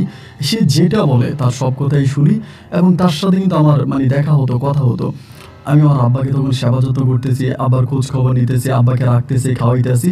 কিন্তু এই যে আব্বা আমার কাছে ফিরে আসছে, এটা কিন্তু আমার মা, ওই সময় আমার দাদি মারা যায়, আমার মা অথবা আমার বউ, আমি কারো কাছে এটা বলি না, মাকেও বলি না, আমার বউকেও বলি না এবং প্রত্যেকের কাছে আমি বিষয়টা হাইড করতেছি। এর মাঝে আরেকটা কথা বলে রাখি, এটা হচ্ছে আমার একটা সন্তান হয়, আমার একটা কন্যা সন্তান হয়ে মৃত। এর মাঝে এই পরীটাকে মুক্ত করার পরে আমার বউ এর মাঝে প্রেগনেন্ট হয় এবং হওয়ার পর আমার একটা মেয়ের সন্তান, আমার মেয়ের সন্তানটা মৃত হয়। যাই হোক, এরপরে যেটা হইল সেটা হচ্ছে আমি তখন এভাবে হচ্ছে আমার এই পরীটার সাথে আমার আব্বাকে আমি তখন আপনার তত্ত্বাবধানের নিচে খোঁজখবর নিচে খাওয়া দাওয়া করাইতেছি। এইরকমভাবে বাড়ির মধ্যে খুব একটা যাই না, এইভাবে মাঝে মাঝে যাই না। এমন করতে করতে একদিন হলো কি আমি বাজারে গেছিলাম, আমাদের ওই যে বাজার আছে, বাজারে গেছিলাম মাদ্রাসার কিছু বাজার সাজার করার জন্য। এবং মাদ্রাসার বাজার সাজার করার জন্য বাজার করে আপনি শুনলে অবাক হয়ে যাবেন, খুব অবাক করা একটা ঘটনা। মাদ্রাসা থেকে বাজার করে আসার পরে আমি হঠাৎ মাদ্রাসার গেটের মধ্যে একটা বাচ্চা আমারে বলতেছে, ও হুজুর আপনার মা আসছে। আমারে বলে, যখন বলে আমার মা আসছে, এটা বলার পর আমি একটু থমকে গেলাম, কিরে মা তো আমার সাথে যোগাযোগ করলো না, হঠাৎ করে মা মাদ্রাসাতে কেন আসছে? এইটা বলার পরে আমি গিয়ে দেখি যে মা, আমি যে রুমে থাকি ওই রুমের মধ্যে বসে আছে, খুব আনমনাভাবে বসে আছে। এবার আমি মায়ের কাছে গেছি, এর মাঝে কিন্তু ওই 5-6 দিন ধরে ওই পরিটার সাথে আমার আর দেখা হচ্ছে না, যেটাকে আমি মুক্ত করেছি, ওনার সাথে কিন্তু আমার আর দেখা হচ্ছে না বা কথা হচ্ছে না। তা আম্মাকে দেখলাম কি ওইখানে চুপচাপ বসে আছে এবং খুব গম্ভীর একটা ভাব করে বসে আছে। মায়ের কাছে গেলাম, গিয়ে বললাম যে মা, কি হয়েছে তোমার? তুমি এরকম গম্ভীরভাবে চুপচাপ এখানে বসে আছো, তোমার কি কোনো বিষয়ে মন খারাপ না কিছু হয়েছে? আমার কাছে বলো না, আমার বউর সাথে তোমার কোনো ঝামেলা হয়েছে? আম্মা যেন আমাকে বলতেছে, না তোর বউর সাথে আমার কোনো ঝামেলা হয়নি, আমার কোনো সমস্যা নেই, আমি ঠিক আছে, কিন্তু এই একটা বিষয় বুঝলাম না। আম্মা আমাকে এরকম করে বলে। আমি বললাম, বুঝলাম না, কি বুঝলাম না? মা বলে, তুই এই লোকটার এখানে বন্দি করে রাখলি কেন? এই পাগলটার এখানে বন্দি করে রাখছিস কেন? এই কথা আমার মা বলে। আমি বললাম, তুমি কেমনে জানো আমি একটা পাগলকে বন্দি করে রাখছি?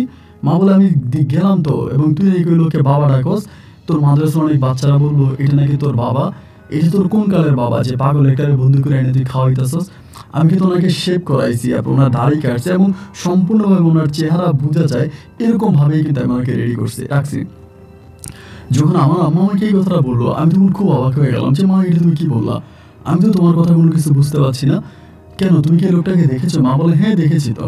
আমি বললাম, এই লোকটাকে তুমি চিনো না? মা বলে, আমি চিনবো কেমন করে? আমি বললাম, তুমি তারা পাগল বলতেছো, সে তো আমার আব্বা। মা বলে, তোর বাবা? এটা তোর বাবা হইলো কেন? তুই পাগল হয়ে গেছিস, তোর বাবারে তুই চিনিস না? আমার তো মনে হয় তুই তোর বাবারে চিনিস না, এটা তোর বাবা? আমি বললাম, তুমি আমার সাথে আসো তো। এই লোকটা তখন খাটে বসে আছে। আমি তখন দরজাটা খুললাম, দরজাটা খুলে ভিতরে ঢুকছি। ঢুকার পরে আমি বললাম, মা তুমি ওনারে চিনো না? মা বলে, আমি চিনবো কি করে, এটা কি এখন পাগল? আমি বললাম, এটা আমার আব্বা। মা বলে, কি বলো সেটা তোর আব্বা? আমি বললাম, তুমি মুখ দেখো, দাড়ি দেখো, এবং ওই যে আমার আব্বার এখানে একটা বড় মাছ ছিল গালের মধ্যে। আমি বললাম, তুমি মাছটা দেখো আমার আব্বার। মা বলে, তুই এগুলো কি বলস, তুই পাগল হয়ে গেছিস? এখানে মাছ পাইনি কই? এই লোকের মুখে তো কোনো মাছ না, মানে মাছ নাই, একটা কালো দাগ আছে, ওইটা নাই। এটা তুই কি বলিস? মানে আমার মনে হয় আমি যেটা দেখতেছি আমার মা কিন্তু সেটা দেখে না। এর ভিতরে তখন আমি মাকে ওখান থেকে বের করে আনছি। বের করে আনার পরে আমি বললাম, মা এটা কি সত্যি আমার আব্বা না? মা বলে, না এটা তোর আব্বা হবে কোত্থেকে, এটা তোর আব্বা নাকি? আমার মা, আমি তখন আমার আব্বার একটা ফটো ছিল আমার রুমে, আমি তখন এই ফটোটা বের করলাম। বের করে মারে বললাম যে মা, এইটা কি তুমি চিনো? ওইটারে চিনো না? মা বলে, এটা তো তোর আব্বার ফটো, ওইটাকে? পরে মাদ্রাসার একটা ছেলে ছিল আমাদের মাদ্রাসার, ওর নাম হচ্ছে নিয়ামত। আমি তখন নিয়ামত তখন ডাক দিলাম, নিয়ামতকে বললাম যে নিয়ামত এই ছবিটা দেখো তো। ও দেখছে। দেখার পর আমি বললাম যে ওই যে লোকটা আছে, এটা এই ছবির লোকটা না? বলে, না হুজুর। এখন আমি বুঝতে পারলাম, যখনই আমাকে বললো না হুজুর, আমি তখন বুঝলাম আমার মায়ের কথাও রাইট, আমাদের মাদ্রাসার যে ছাত্র নিয়ামতের কথাও রাইট, তার মানে আমি ভুল। আমি যেটা দেখছি আমার মা এবং আমার মাদ্রাসার ছাত্ররা অন্যরা সেটা দেখছে না। এই বলে আমি তখন হঠাৎ মনে হয় আমার শরীর তো বন্ধ নাই। আমি তো কখনোই শরীর বন্ধ করি না, মানে যারা কবিরাজরা হয় না যে শরীর বন্ধ করে কবিরাজি করে, আমি কিন্তু এরকম কখনোই নিজের শরীর বন্ধ করতাম না। ওই দিন আমি আমার সামনে তখন শরীরটা বন্ধ করি, এবং বন্ধ করার পরে আমি যখন ওই রুমে যাইবে আমি তখন দেখতে পাই যে আসলে এটা আমার বাবা না। যে লোকটাকে আমি এখন থেকে আধা ঘন্টা আগে, 10 মিনিট আগে বা 5 মিনিট আগেও দেখেছি আমার বাবার রূপে, এখন যাওয়ার পর আমি দেখতেছি এটা আমার বাবা না। তখন আমি বুঝে গেলাম যে এই শয়তান পরীটা আমার চোখে একটা ধুলো দিয়েছে, এবং ধুলো দিয়ে অন্য একটা লোককে আমার বাবা বানিয়ে আমার চোখে ধুলো দিয়ে আমাকে ওই লোকটা সেবা যত্ন করাইতেছে। মা তখন আমারে বলে, তুই কি পাগল হয়ে গেলি? তোর কি মাথা খারাপ হয়ে গেছে? তোর কি ব্রেনের সমস্যা দেখা দিয়েছে? তোর কি হয়েছে আমারে বলতো? তখন কিন্তু আমি মায়ের কাছে সত্যটা বলি না এই মর্মে যে আমার মা তো আসলে এগুলো বললে মা গিয়ে আমার ওয়াইফের কাছে বলবে, তারা হয়তো আমাকে নিয়ে টেনশন করবে, তারা একটা ডিপ্রেশনে চলে যাবে, যে কি হয়েছে না হয়েছে এটা নিয়ে তারা কথাবার্তা বলবে। এই জন্য আমি এই বিষয়টা নিয়ে কারোর সাথে আলোচনা করলাম না, না আমার মাকে না আমার বউকে, আমি কাউকে কোনো কিছু না বলে মাকে সেদিন আমি খাওয়া দাওয়া করে বিদায় করে দিলাম। আচ্ছা, মা এখানে আসার কারণ হচ্ছে আমার মা একটা তার বান্ধবী আছে এই এলাকাতে, এটা আমি আগে বলি নাই, একটা পরিচিত বান্ধবী আছে, মায়ের আম্মা ওই বান্ধবীর বাড়িতে আসছে বান্ধবীদের দেখার জন্য, এবং আসার পরে মা তখন আমাদের দেখতে ইচ্ছে হয়েছে, মা মাদ্রাসার মধ্যে আসছে। তো মাদ্রাসা আসার পর আমার সাথে মায়ের দেখা হয়নি, পরে দেখা হয়েছে। এরপরে ওই রাতের বেলা আমি তখন এই পরিটা রাখতেছি, মানে আমার ওই পরিটাকে, যে পরিটা আমার এই লোককে কিনে দিয়েছে, সারাটা রাত ওরা আমি ডাকলাম, আমার কাছে আসলো না। পরে এরপরের দিন আমি থেকে অন্যভাবে ডাকা শুরু করলাম, যেভাবে ডাকলে সে আসতে মোটামুটি বাধ্য, তার শরীরে একটু জ্বালা পোড়া হবে, ওভাবে তখন সে আসছে। আসার পর আমি বললাম, আপনি এটা আমার সাথে কী করলেন? আমি আপনাকে ৬০০ বছর পরে আমার নিজের জীবন বাজি রেখে মৃত্যুকে পাঞ্জা করে মৃত্যুকে সামনে নিয়ে সম্পূর্ণ জীবনটাকে মানে বিসর্জন দিয়ে আমি আপনাকে মুক্ত করেছি। আপনাকে আমি মুক্ত জীবন দিয়েছি, স্বাধীন জীবন দিয়েছি। আর আপনি আমার সাথে এত বড় বেইমানি করলেন, আপনি আমাকে এত বড় ধোঁকা দিলেন, আপনি কেন আমার সাথে প্রতারণা করলেন? উনি তখন কোনো কথা বলে না। আমি বললাম, কী হলো বলেন? তখন আমার দিকে তাকায় বলে, আমাদের পরিদের তো এরকম কোনো ক্ষমতা নাই, বা জিন জাতির আমাদের এরকম কোনো ক্ষমতা নাই যে আমরা কোনো মৃত মানুষকে জীবিত করে আপনার সামনে আনতে পারবো, কোনো মৃত মানুষকে জীবিত করে আপনাকে দেখাইতে পারবো, এইরকম কোনো অলৌকিক ক্ষমতা তো আমাদের মাঝে নাই। আমি বললাম, সেটা তো আমি জানি, এরকম কোনো ক্ষমতা আপনাদের নাই, আপনারা কোনো মৃত মানুষকে জীবিত করতে পারবেন না, কিন্তু আপনি অন্য একটা লোককে কেন আমার বাবা হিসেবে চালাই দিয়েছেন? তখনই পরীটা বলতেছে, আপনার আব্বা আজ থেকে বহু বছর আগে মারা গেছে। যিনি মারা গেছে, আমি এই মৃত লোকটাকে কি করে আপনার সামনে আনবো, যার জন্য আমি অন্য একটা লোককে আপনার বাবার মতো করে আপনার চোখে মন্ত্র দিয়ে ফু দিয়ে আপনাকে ব্লেস করে আমি ওই লোকটাকে আপনার বাবা হিসেবে আপনার কাছে এনেছিলাম। আমি তখন পরীটাকে বললাম, আমার বাবাকে কারা মেরেছে? তখন তিনি কয়েকটা নাম বললো, এবং নাম বলার পর আমি জানতে পারলাম ওই লোকগুলো হচ্ছে তারা যাদের সাথে আমার আব্বার ধর্ম নিয়ে দ্বন্দ্ব ছিল। ওই লোকগুলো এক ধর্ম করতো, মানে একই ধর্ম, মানে দুইজনের আকিকা মানে দুই পথে ছিল। আকিকা ওই যে আমি আসলে সহজ ভাষায় বুঝায় বললে, লাল টুপি, লম্বা টুপি, কালো টুপি, শিয়া, তারপরে হচ্ছে আপনার বিভিন্ন ধরনের যে আছে, মানে আপনার সুন্নি আছে, তারপরে হচ্ছে জামাতি আছে, তারপরে হচ্ছে এরকম বিভিন্ন জাতের মধ্যে নাকি একটা দ্বন্দ্ব হয়, এবং সেই দ্বন্দ্বতে আমার আব্বাকে কাফের ফতোয়া দিয়ে তারা মেরে ফেলে। এটা তখন ওই পরীটা বলে। তো এখন আমার আব্বা মেরে ফেলেছে, এত বছর পরে তো আর আমি এটা নিয়ে কোনো কিছু বলি নাই। এরপরেও চাচ্ছিলাম হামলা করার জন্য, তারপরেও আর যাই নাই, কারণ যার কথা তিনি বলেছে এই লোকটা আমাদের এলাকারই, এবং তিনি এখনও বেঁচে আছে। বয়স হয়ে গেছে, অনেক অনেক বয়স্ক লোক, বাট তিনি বেঁচে আছে, এবং তিনি নাকি আমার আব্বাকে মেরেছে, এইরকম একটা খবর আমি তখন পেয়েছি। তো এই পরীটা আমাকে এটা বলে দিলে, দেওয়ার পরে আমি আর এই বিষয়টা নিয়ে কোনো আলোচনা করলাম না, কথাবার্তার মধ্যে গেলাম না। এর মাঝে আমার আরেকটা সন্তান হয়, তৃতীয় সন্তান। আমার তৃতীয় সন্তানও কিন্তু মৃত হয়। আমার দ্বিতীয় সন্তানটা মৃত হয়। কেন আমার সন্তানগুলো এভাবে মৃত হচ্ছে আমি এটা বুঝতে পারি না। এটা আমি তখনও বুঝতে পারি যে আমার সন্তানগুলো কেন মৃত জন্ম নিচ্ছে, এবং আমার বউয়ের পেট থেকে মৃত আসে। তো যাই হোক, এরপরে আমি তো অত বড় আলেম না, তো এই পরীটা তখন আর আমি পরীটার সাথে খুব কথা বলি না। কিন্তু যেই লোকটাকে বাবা হিসাবে এই মাদ্রাসায় দিয়েছে আমার, ওই লোকটাকে কিন্তু আমি সেবা যত্ন করতেছি। আমি তার বের করে দিই নাই, তার চিকিৎসা করছি, সুস্থ করেছি, এবং আপনি শুনলে অবাক হবেন যে এই লোকটাকে আমি সম্পূর্ণ ভালো করেছি চিকিৎসা দিয়ে। ভালো করার পরে এই লোকটাকে আমি তার পরিবারের কাছে ফিরিয়ে দিয়েছি। তার পরিবার হচ্ছে আমাদের চট্টগ্রামেরই একটা পরিবারে ছিল। লোকটা হচ্ছে পেশায় হচ্ছে রিক্সা ড্রাইভার ছিল। সেখান থেকে তার সাংসারিক অভাব অনটনে তার মাথা খারাপ হয়ে যায়। তো আমি তখন ওই লোকটাকে তার পরিবারের কাছে আবার পুনরায় ফিরিয়ে দিয়ে আসি, এবং দিয়ে আসার পর আমি তখন আমার মতো করে আছি। এইভাবে সময়গুলো কাটতে কাটতে আমিও তখন কোনো কবিরাজিও করি না, কোনো কিছুই করি না, এবং ওই পরীটার সাথেও আমি আর কথা বলি না, মুক্ত করে দিয়েছি। তার বেশ কিছুদিন পরে একদিন হঠাৎ করে সকালবেলা আমাদের বাড়িতে, মানে আমি যে বাড়িতে আছি আমার গ্রামে, আমার বাড়িতে 4 জন লোক আসছে। 4 জন লোক আসছে, আমি ওনাদেরকে চিনি না। এর এসে সকালবেলা আমার ডাকতেছে। তো আমার মা তখন বেরিয়ে আমার বললো যে, আব্দুল আজিজ, তোর সাথে জানি কে দেখা করতে আসছে। পরে আমি বেরোলাম। বেরোয়ার পর ওনাদেরকে দেখতে আমি অবাক, আমি তো চিনি না। পরে আমি বললাম যে, আপনারা কারা? বলে, আমরা বেশ দূর থেকে আসছি, আমাদের বাড়ির ঠিকানা বলি না, মানে অনেক দূরে, চিরঙের মধ্যে, বাট অনেক দূরে। আমি বললাম যে, আপনারা ওখান থেকে আমার এখানে কেন আসছেন? বলে, অমুক কবিরাজ আপনার কাছে পাঠাইছে। কবিরাজ? আমি বললাম, কোন কবিরাজ? তো কবিরাজের নাম বলে। আমি তো কোনো কবিরাজকে চিনি না। তা আমার কাছে কেন পাঠাইছে? পরে বলো, আমরা আমাদের মাকে হারাই ফেলছি, এখন আমাদের মাকে নাকি আপনার সাথে থাকা কেউ নিয়ে গেছে, এবং আপনি নাকি আমাদের মাকে এনে দিতে পারবেন। আমাদের মাকে নাকি একটা নাম বলে, এই নামটা আমি এখন বলতে চাই না, বা এই নামটা কখনোই বলতে চাই না আমি। এটা বললে আমার ব্যক্তি জীবনের সমস্যা হতে পারে। একটা নাম বলে যে অমুক নামের আমার মাকে নিয়ে গেছে। যখন নামটা বলে তখন আমি পরীর নামটা কিন্তু এটা, মানে ওই পরীটার নাম এটা ছিল। এবার আমি বললাম যে, সত্যি কি? বলে, হ্যাঁ, আমার মাকে নিয়ে গেছে, আমরা আমাদের মাকে ফিরে পেতে চাই, বা আমাদের মাকে নিয়ে গেছে। তাই আমি বললাম যে, আচ্ছা ঠিক আছে, আপনারা চলে যান, আপনারা আগামী দিন আবার আসেন। ওনারা বলেছেন, আমরা আগামী দিন আবার আসতে পারবো না, আমরা আজকে অন্তত আপনার বাড়িতেই থেকে যাবো, এবং কি হয়েছে আমরা এটা জানবো। তো ওরা আমাদের বাড়িতে ছিল। আমি তখন মাদ্রাসায় গেছি, এরপরের দিন মাদ্রাসায় গেছি, মানে ওই দিনে মাদ্রাসায় গেছি। সন্ধ্যার পরে মাগরিবের নামাজ পড়ে আমি তখন ওই পরীটারে ডাকলাম। ডাকার পর আমি বললাম যে, অমুক নামের এই মহিলা কি আপনি নিয়ে গেছেন? বলে, হ্যাঁ। তাই বললাম, কেন? বলে, মহিলাটা ভালো না, মহিলাটা ভালো না, এই জন্য নিয়ে গেছি। এবং আমি বললাম, মহিলাটা কই আছে? বলে, আছে। মহিলাটাকে আমি পাগল করে দিছি, ও পাগল বেশে আছে। তুই পাগল বেশে আছে, কেন নিয়ে গেলেন? বলে নিয়ে গেছি, এই কথা আমাকে বললো। তাই আমি বললাম দিয়ে দেন, বলে দিব না। আমি বেশ কয়েকবার বললাম দিয়ে দেন, বলে দিবে না, মানে সে দিতে রাজি না।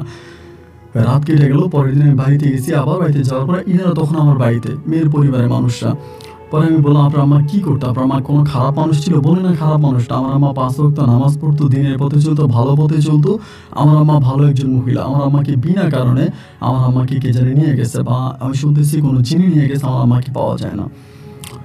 এবার আমি তখন করলাম কি, ওনার সাথে আমি আলোচনা করি, মানে ওই জিনটাকে আমি পুনরায় আবারও ডাকি, পরিটাকে ডাকার পরে আমি বললাম যে ওনাকে ফিরিয়ে দেন, না দিবে না। আমি বলতেছি ফিরিয়ে দেন, সে বলতেছে দিবে না। এই নিয়ে তখন তার সাথে আমার একটা দ্বিধাদ্বন্দ্ব তৈরি হয়ে যায়, এবং সেই দ্বিধাদ্বন্দ্ব থেকে পরিটা আমাকে একটা কথাই বলে যে এই মহিলা তো আপনার আপন কেউ না, এই মহিলা তো আপনার আপন কেউ না, কেন আপনি এই মহিলাকে ফিরিয়ে নিতে চান? এই মহিলাকে ফিরিয়ে নেওয়ার তো আপনার কোনো প্রয়োজন নেই, আপনি কেন নেবেন? তখন আমি তার একটু প্রেশার দিই, মানে মোটামুটি একটু প্রেশার দিই, এবং প্রেশার দেওয়ার পরে সে এই মহিলাটাকে দিতে বাধ্য হয়, মানে মহিলাকে শেষ পর্যন্ত দিয়ে যায়। এবং এরপরে আমি তার পুনরায় আমলনামাগুলো ঘাঁটতে থাকি আমার তন্ত্র মন্ত্রের মাধ্যমে, এবং তার পুনরায় আমলনামা ঘেঁটে আমি দেখলাম যে মুক্ত হওয়ার পরে এই পর্যন্ত সে অনেক মানুষকে পাগল বানায় রাস্তায় ছেড়েছে। সে অনেক মানুষকে পাগল বানাইয়া রাস্তায় ছেড়ে দেয়। মানে এই জিনটা বা পরিটার কাজ হচ্ছে বিভিন্ন মানুষের ব্রেন নষ্ট করে দেওয়া, তাদের ব্রেন নষ্ট করে তাদেরকে ছেড়ে দেওয়া, এবং তারা তখন যখন রাস্তার দিকে চলে যায়, বা তাদেরকে মানে একটা মানুষ যখন ভালো একটা মানুষ পাগল হয়ে যায়, পাগল বেশে রাস্তায় চলে, এইটা দেখতে তার ভালো লাগে। তখন সে তার দলে এটাকে নিয়ে যায়, এটার সাথে গল্প গুজব করে, কথাবার্তা বলে, আড্ডাবাজি করে, কিন্তু পরিবার থেকে সমাজ থেকে এই মানুষটাকে আলাদা করে দেয়। এই মানুষটাকে সমাজ থেকে আলাদা করে দেয়, এবং আলাদা করে দিয়ে তাকে পাগল বানিয়ে রাস্তায় ছেড়ে দেয়। মানে টোটালি তার কাজ হচ্ছে ভালো সুস্থ সবল মানুষগুলোকে পাগল বানিয়ে রাস্তায় ছেড়ে দেওয়া। এবং এই কয়েকটা মাসে বা এই কয়েকটা বৎসরে সে অসংখ্য মানুষকে পাগল বানিয়ে ফেলছে। হয়তো এই একটা পরিবার আমার কাছে কোনো না কোনো একটা ভালো আলেমের মাধ্যমে আমার কাছে আসছে, বা আমার ঠিকানা পেয়েছে, অন্যরা তো আমার ঠিকানা পায় না, আমার কাছে আসতে পারে না। তখন আমার কাছে নিজে কোনো একটা অপরাধী মনে হচ্ছে যে এটা সে কেন করে। এবং একটা পর্যায়ে আমি জানতে পারি, মানে বুঝতে পারি যে মনে হয় এই কারণেই তাকে বন্দী করা হয়েছিল, এবং সে প্রচুর পরিমাণ মানুষের ক্ষতি করে বেড়াইতেছে, এবং এমন কোনো দিন নেই সে মানুষের ক্ষতি করে না। সম্পূর্ণ দিনে মানুষের ক্ষতি, মানুষের বিনষ্ট, মানুষের মানে প্রচণ্ড রকমের ক্ষতি সে করে যাচ্ছে। এক পর্যায়ে আমি তাকে ডাকলাম, ডেকে আমি তাকে বললাম যে এটা বন্ধ করে, কিন্তু সে এটাতে মজা পায়। এই যে সে কাজটা করে, সেই কাজটা করে মজা পায়, এটা সে বন্ধ করবে না। আমি যতই তাকে বুঝাইলাম, যতই তাকে বললাম, যতই তাকে অনুরোধ করলাম, রিকোয়েস্ট করলাম, না, ভাই আমার অনুরোধ রিকোয়েস্টের কোনো মূল্য দিল না, কোনো কথা শুনলো না, সেটা করেই যাবে, এটা সে করেই যাবে। এইটা থেকে আমি তাকে ফিরাইতে পারলাম না। না ফিরাইতে পারাতে একটা পরে যেমন নিজের কাছে যে কোনো একটা অপরাধী মনে হলো, যে আজকে আমার কারণে এরকম মানুষ পরিবার থেকে, মানে অনেক ভালো মানুষ, ধর্মীয় মানুষ, এরকম সুস্থ সবল মানুষগুলোকে সে ব্রেন আউট করে রাস্তায় নিয়ে যাবে, মানে সে এখান থেকে নিয়ে যাবে, পরিবার থেকে নিয়ে সে ব্রেনটা নষ্ট করে দিয়ে রাস্তায় ছেড়ে দেবে। এ মানুষ রাস্তায় ভিক্ষা করবে, ল্যাংটা হয়ে চলবে, পাগলামি করবে। এই জিনিসগুলো পরিটা দেখে সে তৃপ্তি পায়, এটা তার ভালো লাগে। এমন করতে করতে এবার আমি এই পরিটাকে আনতে পারি না, মানে আমার যে ক্ষমতা আছে, আমার ক্ষমতার বলে পরিটাকে আমি আনতে পারি না, আমি তন্ত্রমন্ত্রের মাধ্যমে আনি না, এবং সে আমার কাছে আসে না। এবং প্রতিনিয়ত সে যা যা করতেছে এসব কিন্তু আমি দেখতে পাইতেছি। এই যে সে ক্ষতি করতেছে মানুষের, এগুলো আমি কিন্তু দেখতেছি। দেখার পরে আমি তখন আমাদের একজন বিজ্ঞ আলেম, মানে যিনি এই লাইনের গুরু, ওনার মাধ্যমে আমি একজন আলেমের কাছে যাই। মানে উনি অনেক বড়, মানে এই সমস্ত লাইনটা উনি অনেক বোঝে। ওনার কাছে যাওয়ার পরে যখন আমি ওনার কাছে, উনি আমার দিকে এমন নিকৃষ্টভাবে তাকাইছে যা বলে বোঝানো যাবে না। তাকে আমার বলতেছে এখানে কেন আসছিস, মানে তুই করে সম্বোধন করে। আমি বললাম হুজুর আমি অমুকে আমাকে পাঠাইছে। বলে এই তোর এখানে কেন পাঠাইছি, তুই এদিকে যা। ওনার বাড়িও চট্টগ্রামে, উনি অনেক বয়স হয়েছে, উনি একটা মাদ্রাসায় শিক্ষকতা করে, মাঝে মাঝে উনি এই ধরনের কাজগুলো করে। এবং আমার কাছে মনে হয় গোটা বাংলাদেশের মধ্যে নয়, গোটা পৃথিবীর মধ্যে উনি একমাত্র সই কাজ করে এই লাইনটাতে, মানে কবিরাজের যে লাইনটা, ওই লাইনটা উনি সই কবিরাজ। উনি তখন আমাকে বলতেছে যে এখান থেকে চলে যা, তোর সাথে আমি কোনো কথা বলবো না, তুই নিকৃষ্ট, তুই মৃত্যুর পরে দোজকে যাবি, তুই দোজকে। আমি বললাম যে আপনি আমাকে দোজকে বলতেছেন, নিকৃষ্ট বলতেছেন, আপনার কথা আমি মানলাম, শুনলাম, বুঝলাম, কিন্তু আমার কথা হচ্ছে আপনি আমাকে কেন দোজকে বলতেছেন, কেন নিকৃষ্ট বলতেছেন, আমার অপরাধটা কি? আপনি আমার অপরাধটা ধরাই দেন। পরে বলে তোর অপরাধ পরিমাণ করা যাবে না, তুই পরিমাণ ব্যতীত অপরাধ করেছিস। আমি বললাম কেন? বলে তুই ওই শয়তানটাকে মুক্ত করলি কেন? তুই নিজের জীবন বাজি রেখে শয়তানটাকে কেন তুই মুক্ত করলি? আমি বললাম বলছে আমার বাবারে ফিরিয়ে দিবে। বলে তোর বাবাকে ফিরিয়ে দিছে? আমি বললাম এই ঘটনা। বলে হ্যাঁ অবশ্যই এই ঘটনা সেটাই করবে। কেন বিনা কারণে, কোনো বিনা কারণে কোনো কবিরাজ কোনো বিনা কারণে ভালো কোনো পরীরে বন্দি করে না, ভালো কোনো জিনের বন্দি করে না। যখন জিনে এত ক্ষতি করে বসে যে ক্ষতির বর্ণনা দিয়ে শেষ করা যাবে না, তখনই ওই জিনটাকে কোনো কবিরাজ বা তান্ত্রিক যে যার ধর্ম অনুযায়ী তারা বন্দি করে। তাহলে কি এমন কারণে তুই তারা মুক্ত করে দিলি, এবং মুক্ত করে দেওয়ার কারণে প্রতিনিয়ত এই পরীটা যা অপরাধ করে যে ও করে যাচ্ছে এগুলোর শাস্তি তুই পাবি, তোর কারণে এই ধরনের ক্ষতিগুলো হচ্ছে। এবং সে আরও করে যাবে, সে জিন জাতির মধ্যে খারাপ পাওয়ারফুল ক্ষমতাধর একটা জিন, কিন্তু খারাপ। আমি বললাম যে এখন আমি কী করতে পারি? বলে কিছু করার নাই। আমি বলে আমি ওরা বন্দি করতে চাই। বলে তুই বন্দি করতে পারবি না, ও বন্দি করতে পারবি না, তবে তিনি আমার কয়েকটা দোয়া শিখিয়ে দিয়ে ওগুলো করলে তার ক্ষমতা কমে যাবে। এইগুলো বলার পরে আমি তখন বাড়িতে গেলাম। বাড়িতে যাওয়ার পরে এই জিনিসগুলো আমি তখন রিসার্চ করতেছি, যেগুলো আমাকে আমাদের হুজুর শিখিয়ে দিয়েছে। এবং দেওয়ার পরে সে হঠাৎ করে একদিন আমার কাছে আসছে মধ্যরাতে, এসে আমারে এই স্বপ্নের মধ্যে আমাকে মারা শুরু করছে। আমার বউ পাশে আছে, আমার বউ চিৎকার করতেছে, আমারে মারতেছে। মারতে মারতে বলতেছে, তোর এত বড় ক্ষমতা কেমনে হলো? তুই এগুলো কেন করতেছিস? তুই আমার কাছে কেন বাধা দিচ্ছিস?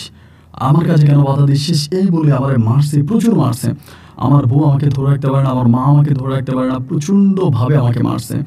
ওই সময় আমার বউ প্রেগনেন্ট, মানে আমার বউয়ের পেটে বাবু হবে, এরকম একটা অবস্থার মধ্যে এইভাবে আমাকে মারছে। মারার পরে আমি তখন কি করব ভাই বলেন? আমার তো কিছু করার নেই। মারার পরে আমি সকালবেলা ওই কবিরাজের বাড়িতে আবার গেছি, যিনি আমাকে গেলাম যে এই ঘটনা। বলে সে তোর ক্ষতি করবে, এবং ক্ষতি করবে বলে বলতেছে মারাত্মক ক্ষতি করবে। উনি বলে, ওই লোকটা বলে মারাত্মক ক্ষতি করবে, তুই এখনো সময় আছে, ওরে আটকা। আমি কেমনি আটকা? বলে তুই আটকাইতে পারবি। উনি আমাকে আটকানোর পরটাও বলে দেন, বলে তুই আটকাইতে পারবি। এবং এই কবিরাজের বাড়ি থেকে যেদিন আসছি, হঠাৎ করে দুপুরে আমার মাকে পাওয়া যাচ্ছে না। দুপুরবেলা আমার মাকে পাওয়া যাচ্ছে না, এবং মাকে যখন পাওয়া যাচ্ছে না, আমার মায়ের ব্যবহৃত যে কাপড়গুলো আছে ওই কাপড়গুলো দিয়ে আমি আমার মতো করে রিসার্চ করে বুঝলাম যে আমার মাকেও নিয়ে গেছে, ওই বড়িটা নিয়ে গেছে। এবং আমি তাদের বারবার বলতেছি আমার মারে ফিরিয়ে দে, আমার মারে ফিরিয়ে দে, আমার আম্মা অসুস্থ, আমার আম্মা ডায়াবেটিসের রোগী, আমার আম্মা অসুস্থ, দিয়ে আমার আম্মারে ফিরিয়ে দে। বলে না, ফিরাবো না, তোর আমার আমি ফিরাবো না, তোর আমার আমি ফিরাবো না, তুই আমার ক্ষতি করছিস, আমার কাছে বাধা দিছিস, তোর জন্য আমার এটা হয়েছে ওইটা হয়েছে। মানে মোটামুটি সে কথা হচ্ছে আমার আম্মাকে সে দিবে না। আমি তার অনুরোধ করতেছি, তার কাছে রিকোয়েস্ট করতেছি, আমার আম্মাকে ফিরিয়ে দাও, আমার আম্মাকে ফিরিয়ে দাও, আমার আম্মার কোনো দোষ নেই, আমার আম্মা নির্দোষ একজন মানুষ, বিনা কারণে আমার আম্মার ক্ষতি তুমি করো না, আমার আম্মাকে দিয়ে দাও। না, সে দিবে না, দেবে না, দেবেই না, কোনোভাবেই সে দেবে না। পরে চিন্তা করলাম কি করা যায়, আমার আম্মাকে দেন। আর আমার বউ কান্নাকাটি করতে মরে যেতেছে। এমন করতে করতে তার একটা পুত্র সন্তান হয়েছে, তার নাম ছিল মোহাম্মদ ইয়াসিন, আমার ছেলেটা হয়েছে। এবং ছেলেটা যেদিন হইল ওই দিন কান্নাকাটি, এই প্রথম আমার একটা জীবিত সন্তান হয়েছে। এই পর্যন্ত কিন্তু আমার এর আগে 3টা সন্তান হয়েছে, 3টা সন্তানে মৃত হয়েছে। এই প্রথম আমার একটা সন্তান আল্লাহর এই পৃথিবীতে জীবিত আসছে।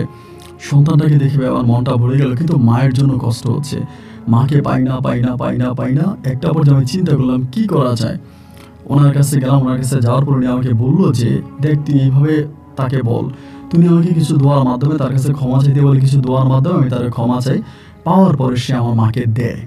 মাকে দেয় বলতে মাকে একটা জায়গায় রেখে যায়, আমাকে জায়গার ঠিকানা দেয়, এবং সেখান থেকে আমি মাকে নিয়ে আসি। এবং আমার মায়ের অবস্থা এতটাই খারাপ করে ফেলে, আমি যেদিন মাকে নিয়ে আসি ঠিক তার 2 দিন পরে আমার মা মারা যায়।